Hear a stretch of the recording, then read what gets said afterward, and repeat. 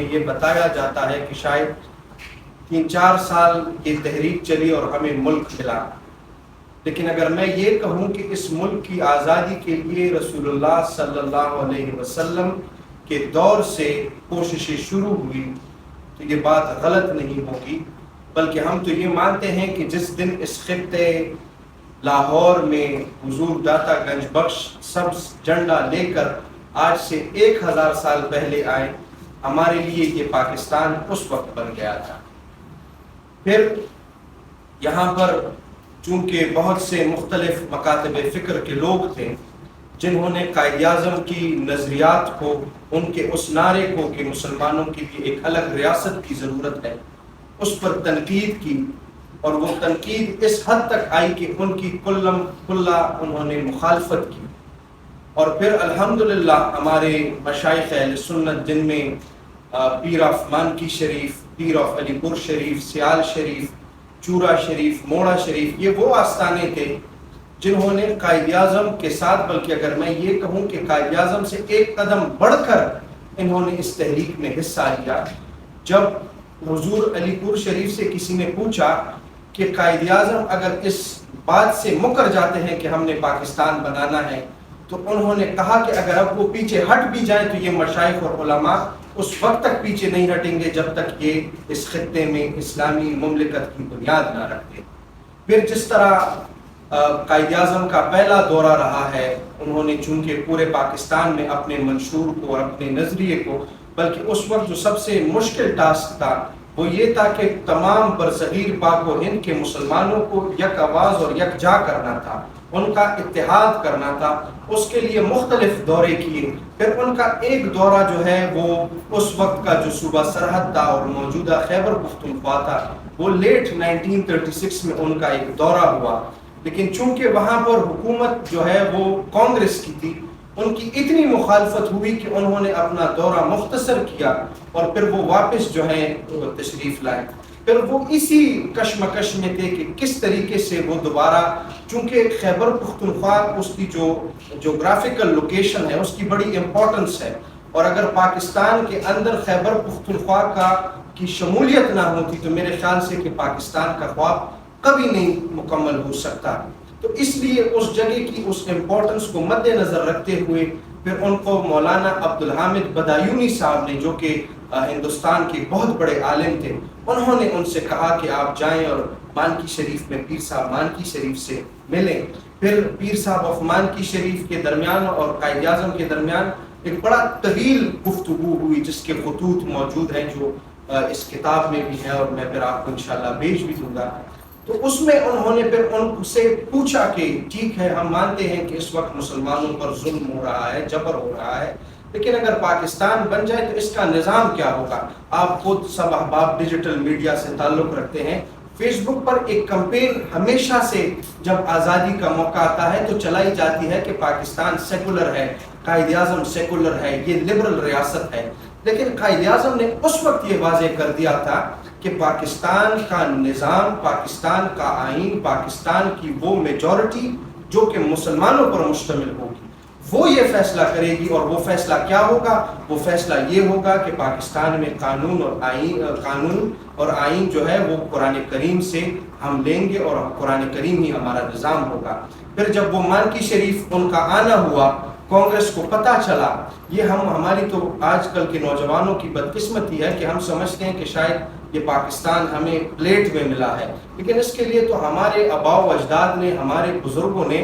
20 لاکھ قربانیاں دی ہیں، تب جا کے یہ پاکستان مارز وجود میں آیا۔ پھر جب کانگریس کو پتہ چلا تو انہوں نے اعلان کیا کہ کوئی بھی مسلم لیگی لیڈر کو کوئی ریسیو کرے صوبہ سرحد میں یا پاکستان مسلم لیگ کا جھنڈا لگائے تو ان لوگوں کو بھی جلایا جائے اور ان گھروں کو بھی جلایا جائے۔ اور پھر اس وقت پیر صاحب نے اپنے تمام مریدین کو کہا کہ قائد اعظم ہمارے مہمان ہیں اور ان کو ہم ان کے شان کے مطابق، ان کے مقام کے مطابق ان کا استقبال کریں گے۔ پھر اٹک جو پنجاب اور پختونخوا کی باؤنڈری ہے، وہاں سے ان کی گاڑی کو اٹھا کے صوبہ سرحد میں داخل کرایا اور لاکھوں لوگوں کا اجتماع تھا۔ پھر مانکی شریف میں 1945 میں نومبر کے مہینے میں 3 روزہ سیشن ہوا مشائخ اور علماء کا. انہوں نے آپس میں صلاح اور مشورہ کیا. جب قائد اعظم آئے تو پھر ان کے سامنے اپنا موقف رکھا کہ آپ نے تو ہمیں خط کے ذریعے بتا دیا اور آپ پھر بھی کہہ رہے ہیں کہ اس میں اسلامی نظام ہوگا, لیکن نہیں,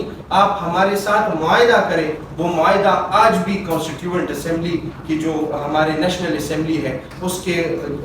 جو بنیاد ہے اس میں اس کو کوٹ کیا گیا ہے اور اس کے وہ وہاں پر موجود ہیں. تو اس میں پھر انہوں نے جب قائد اعظم سے معاہدہ لیا تو وہاں پر جمعیت الاصفیاء تنظیم کا قیام ہوا, جس میں برصغیر پاک و ہند کے تمام بڑے آستانوں کے جو سجادگان تھے, جو بڑے بڑے علماء تھے, جن کا اصل میں لوگوں پر انفلوئنس تھا. دیکھیں جو ہم سمجھتے ہیں کہ ایک تحریک آئی اور اس کو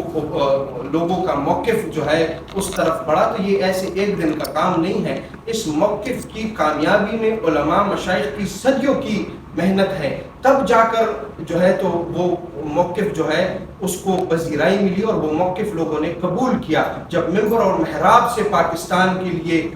سپورٹ آئی تو وہ ٹرننگ پوائنٹ تھا جہاں پر پھر انگریزوں کو بھی پتا چلا کہ اب جو ہے تو پاک و ہند ہمارے ہاتھ سے چلا گیا ہے اور اب پاکستان کو بننے سے کوئی بھی طاقت نہیں روک سکتی. لیکن یہ ہماری بدقسمتی ہے کہ جن لوگوں نے پاکستان کے بنانے میں قربانیاں دی, جن لوگوں نے اس ملک کی بنیادوں میں اپنا خون دیا, یہ ہمارے پشاور میں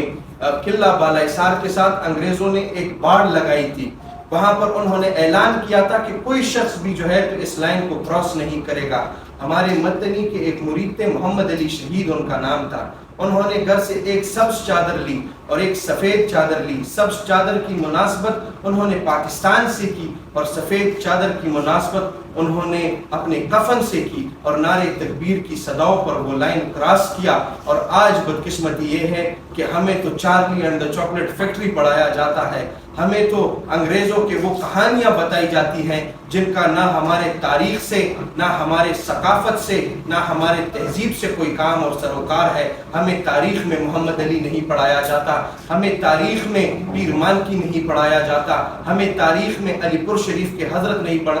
پڑھایا جاتا, جنہوں نے اس وقت 1000 علماء مشائخ کو پاکستان کے حق میں حمایت کے لیے خطوط بھیجے اور وہ 1000 جو ہے پورے پاک و ہند میں وہ مختلف درباروں میں اور مختلف مدارس میں وہ جا کے پہنچے. لیکن ہماری یہ بدقسمتی ہے. اور پھر جو سب سے بڑا ظلم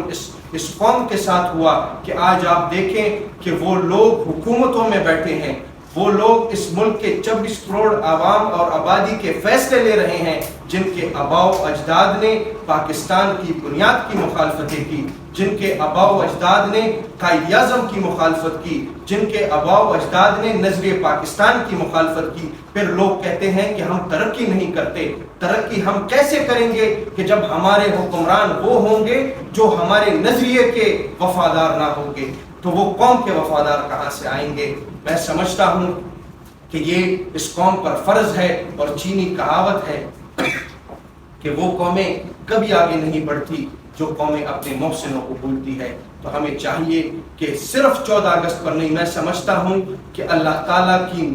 نعمتوں میں سب سے بڑی نعمت آزادی ہے کہ آج جو ہم آزادی کے سکھ سانس جی رہے ہیں ہمارے لیے آج بھی مشکلات ہے. یہ نہیں کہ ہم کوئی مکمل طور پر آزاد ہیں, ہمارے لیے آج بھی رکاوٹیں ہیں. یہ آزادی ایک ایسی جد و جہد ہے جو کہ کبھی ختم نہیں ہوتی. انسان کی سانسوں سے یہ منسلک ہے. جب تک انسان کی سانسیں چلے گی آزادی کی جنگ ہم پر فرض ہے. ہمارے آباء و اجداد نے بہت بڑا حصہ ہمیں آزادی کا دیا ہے. جو تھوڑی بہت کسر رہتی ہے اس کے لیے ضرورت اس بات کا ہے کہ پھر سے ہم اپنے اس پرانے دور کی طرح یک آواز یک جاں ہو کر ہم ایک ہو کر پاکستان کی سالمیت اور بقا کی بات کریں اور اپنے اس ملک کو وہ پاکستان بنائے جس کا خواب قائد اعظم محمد علی جناح نے دیکھا تھا, علامہ محمد اقبال نے دیکھا تھا, پیر صاحب مانکی شریف نے دیکھا تھا. یہ ہمارے قوم کے اصل محسن ہیں, یہ ہمارے قوم کے اصل وفادار ہیں جنہوں نے اس ملک کے نظریے کے لیے جانیں دی, اپنے خون کے قطرے دیے, تب جا کے ہمیں آج یہ پاکستان ہمارے سامنے ہمارے سے وجود میں آیا. صاحب